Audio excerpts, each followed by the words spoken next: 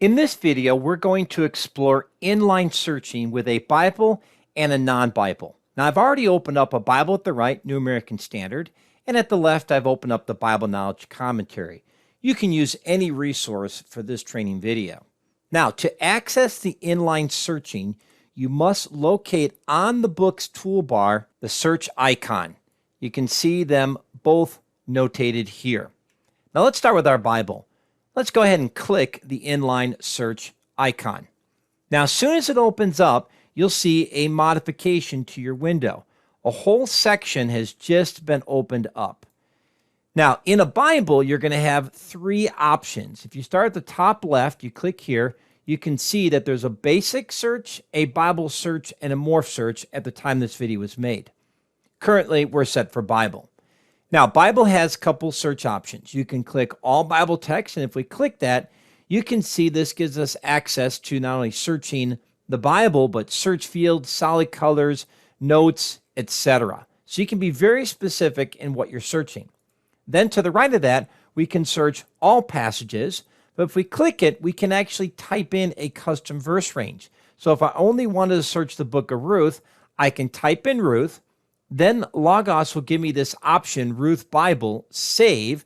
If I click save once, then it's going to actually ask for the reference range name. Very key. So this is the name of the range where before it was the actual passage range. Very important distinction. If we don't want to make any changes, we can hit the white arrow in the circle. If we want to change the name, we could type in the information that we want. Let's go ahead and leave the name as Ruth and click the white arrow in the circle at the right. Now, the menu now says Ruth, but the menu is still open. To close the menu, just click on Ruth. And that's a good rule whenever a menu opens up. Whatever you clicked on to open the menu, you can click it again to close the menu.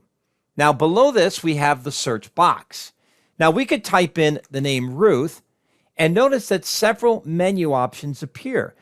These are various Logos recommended searches. We could search on the person Ruth, and by doing so, we're searching not only on the name of Ruth, but also any references to her that might be another name or personal pronouns like she. And if we look at our search results, we can see Moabite woman, her daughters-in-law. By searching on person, we'll actually get a comprehensive list back of all the verses mentioning Ruth, rather than searching on the name Ruth, which will only find her. Now, because we're doing an inline search, the search results now replace the Bible text. This is really important to understand, especially when it comes to navigating these search results.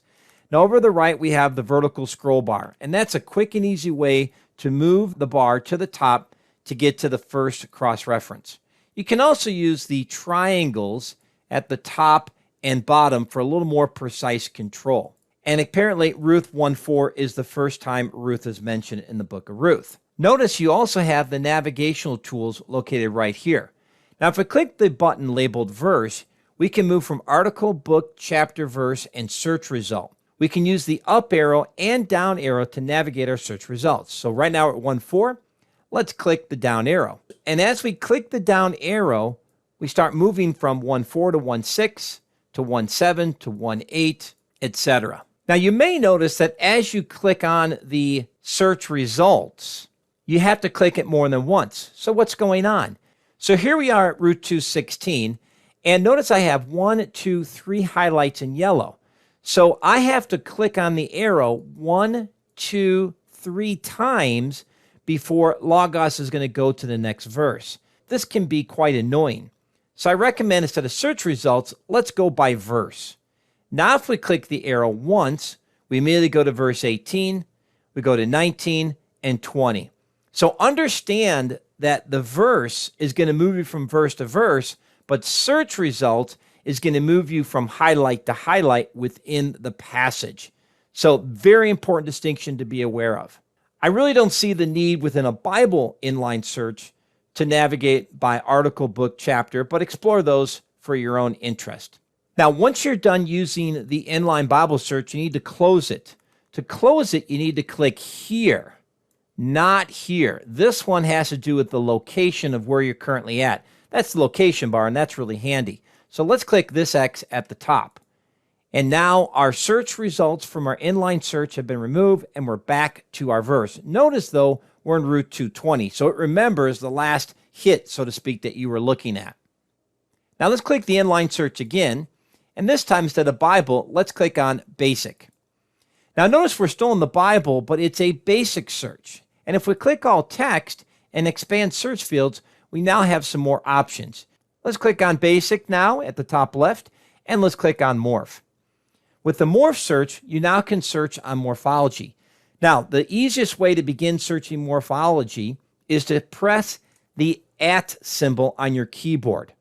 That will give you access to the morphological search engine. It's very important, though, that you notice what morphological search engine open up. In this case, mine shows Greek. I'm in the Hebrew, so I got to click on it, and I'm going to choose Hebrew Logos.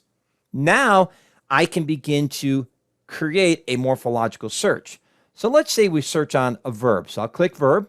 We now can see the parts of speech, the stem, the tense, aspect and mood, person, gender, number, state, etc. Let's click on PL, and then let's click on imperative. And then let's go to the far right and click on the white arrow in the circle to run the search. Now, right now we're searching our whole Bible because we have all passages. Let's click on all passages, type in Ruth again, select Ruth. Now, in this particular book, with this particular search, we have 0 search results. Now, let's go back into this search box and let's rerun a search. So I'm going to click @ symbol. I'm going to choose verb. And this time, I'm just going to choose imperative. And then press the white arrow in the circle at the bottom right. Now, we're searching all more text in the book of Ruth.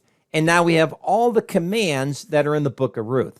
So the morphological inline search is a real handy search. And again, I recommend doing verse by verse for navigating through the search results. You may notice a keyboard here at the right. This will allow you, if you click it, to type in Greek or Hebrew. I'm going to click Hebrew. Now, when you type in Hebrew, you have to really know the language. I'm going to type in the letter B and then the letter E. Notice that Logos creates a drop-down menu that lets me choose from the list. I'm going to click this first one. It's a preposition in, at, and among.